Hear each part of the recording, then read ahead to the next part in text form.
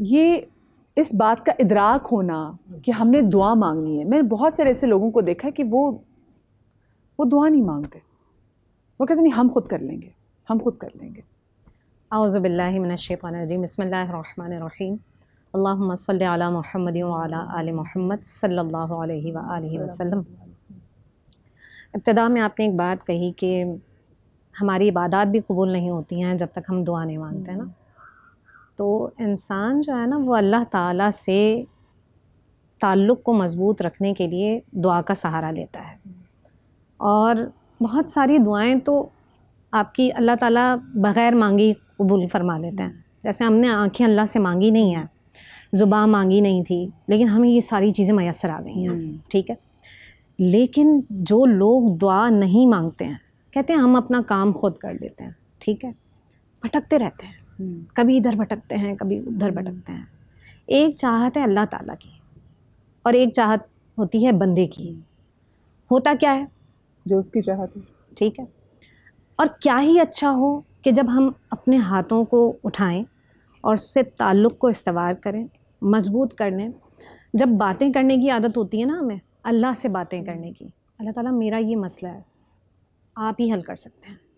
یہ جو بات کرنے کی آپ کو عادت ہوتی ہے نا, جب یہ عادت آپ کی ختم ہوتی ہے نا تو وہ دعا کا جو تعلق ہے نا وہ ختم ہو جاتا ہے.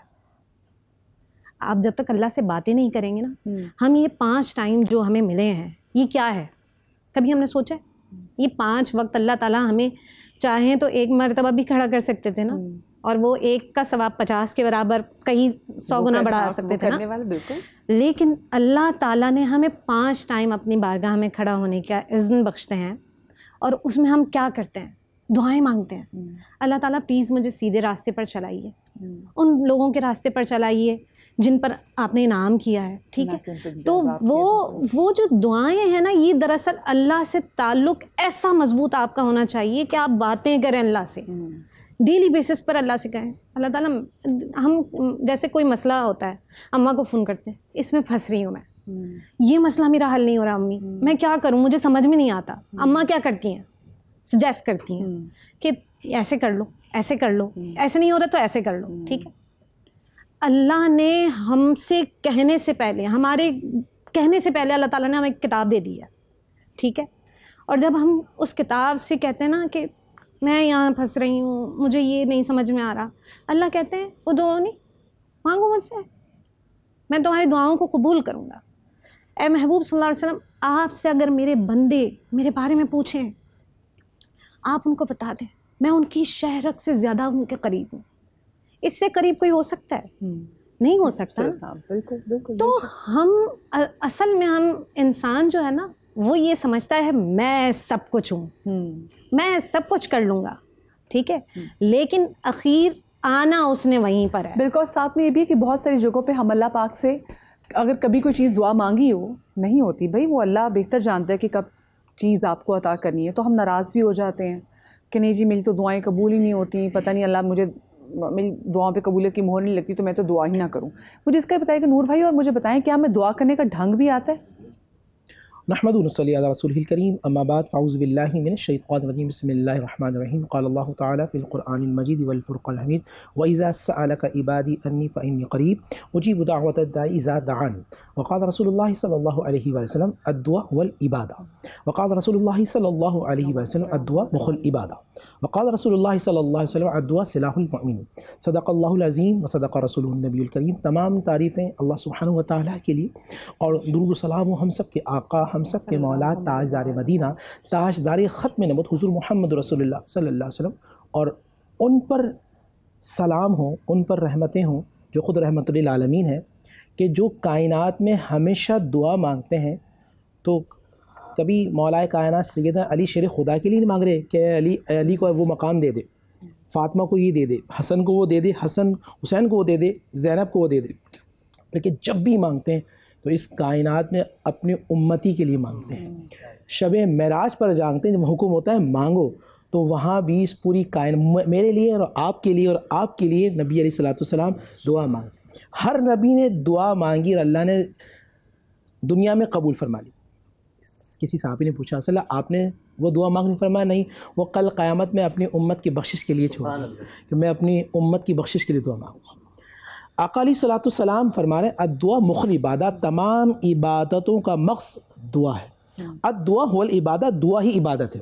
آج میں کسی سے پوچھوں کہ آپ نے دعا میں کیا مانگا، ہم اتنی بے توجہی سے مانگتے ہیں، توجہ نہیں ہوتی ہماری کہ ہمیں معلوم نہیں ہوتا ہم نے کیا مانگا ہے. آپ کسی سے پوچھیں نماز پڑھنے کے بعد، کیا تمہیں دعا کیا مانگی؟ پتہ نہیں کیا مانگی.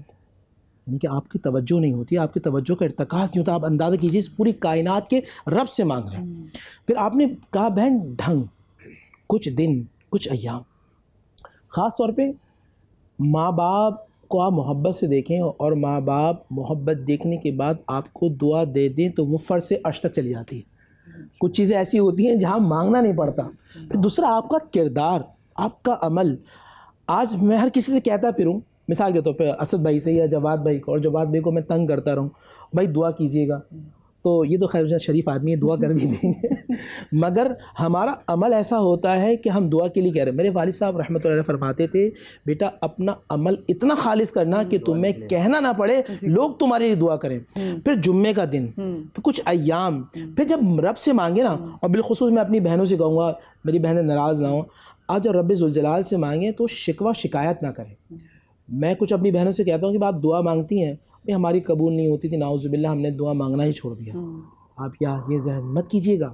کچھ دعائیں ایسی ہوتی ہیں جو رب ذوالجلال نے کل قیامت میں آپ کے لیے رکھیں. آپ کو پتہ ہے ایک آدمی جب رب کی بارگاہ میں جائے گا اور آقا اللہ سبحانہ و تعالیٰ فرمائے گا یہ تمہاری نیکیاں، تو دل میں خیال یہ آئے گا یار اتنی نیکیاں تو میں نے کی نہیں، تو اتنی نیکیاں کیسے ہیں؟ رب ذوالجلال دل کے حال کو جانتے، فرمائیں گے تم جو دعائیں مانگتے تھے نا، وہ جو دعائیں قبول نہیں ہوئی، وہ ساری آج نیکیوں کی صورت میں آج تمہارے پاس ہیں. تو بندہ یہ خواہش کرے کاش میری کوئی دعا قبول نہیں ہوتی. اور کبھی کبھی ایسا ہوتا ہے کہ آپ کی دعا اس لیے قبول نہیں ہوتی کہ رب چاہتا ہے کہ آپ مانگتے رہیں، آپ قریب آ جائیں اللہ کا. اور اللہ پاک کو آپ کو مانگنے کا ڈھنگ اتنا اچھا لگتا ہے کہ وہ کہتے ہیں اور مانگو. ان کو آپ کی آواز اتنی پیاری لگ رہی ہوتی ہے. کچھ اسپیسیفک جیسے اسپیسیفک ٹائم ہوتا ہے، کچھ اسپیسیفک ایام ہوتے ہیں جن پر دعا جو مانگی جائے تو وہ زیادہ قبول بھی ہوتی ہے. تو اس پہ ذرا کچھ کہیے گا. بسم اللہ الرحمن الرحیم. دیکھیے دعا کے حوالے سے مسلسل کتابیں بھی علماء نے رقم کی ہیں. ایک بہت بڑے عالم علامہ ابن فہد ہلی کی کتاب ہے عدت الداعی، انہوں نے مسلسل مقدمہ باندھا ہے. سب سے پہلے جس رب سے مانگ رہے ہیں اس کی معرفت ہونی چاہیے. اس سے مانگ رہے ہیں آپ کو معلوم ہے آپ کے رب کی ذات صفات، اس کی مقام، اس کی منزلت، اس کی بلندی کیا ہے. معرفت پروردگار ہوں. اس کے بعد خضوع الی اللہ تعالیٰ، یعنی آپ دعا تو مانگ رہے ہیں لیکن اکڑی ختم نہیں، ندامت ہی نہیں ہے. خضوع ہونا چاہیے، تذلل، اپنے آپ کو اللہ کی بارگاہ ہمیں ذلیل بنا کے پیش کرنا. اس کے بعد پھر جب آپ دعا مانگنا شروع کریں تو سب سے پہلے اپنی ذات سے ہٹ کر دوسروں کے لیے شروع کریں. امام حسن علیہ السلام فرماتے ہیں میں اپنی والدہ کو جب بھی دیکھتا تھا دعا مانگتے ہوئے تو پڑوسیوں کے نام لے کے مانگتی تھی. میں نے پوچھا اماں پڑوسیوں کے لیے دعا مانگتی ہیں؟ تو فرمایا کہ یا بنیا الجار ثم الدار، اے بیٹا پہلے پڑوسی پھر گھر والے، تو سب کو شامل کریں. اسی طریقے سے دعا جب آپ مانگ رہے ہوتے ہیں تو اس کے بڑے اثرات ہیں. آپ دعا مانگ رہے ہیں مثلا اولاد کے لیے، تو اللہ سبحانہ و تعالیٰ کا وہ اس میں صفت جو مثلا الخالق ہے اس کی تکرار اور ورد، البتہ اس کے بارے میں جو اس کے ایکسپرٹیز ہیں، جو عملیات وغیرہ جانتے ہیں، وہ بتاتے ہیں کہ اس کا ایک مخصوص ہنسا ہوتا ہے. خود سے آپ نے نہ زیادہ نہ کم نہیں کرنا ہے، وہ آپ ان سے رجوع کریں گے. اس کے علاوہ اللہ سبحانہ و تعالیٰ کے جتنے اسماء حسنی ہیں اس کو ان سے پکارا جاتا ہے. لیکن اسپیسیفک ڈاکٹر بھی ہر مرض میں ہر دوا تو نہیں دیتا نا، تو اس کی ذات تو یعنی تمام طاقتوں کا سرچشمہ ہے. تو کوشش کریں کہ ان چیزوں کو فالو کریں، اور سب سے بڑھ کر آپ کا وجود دعا ہونا چاہیے.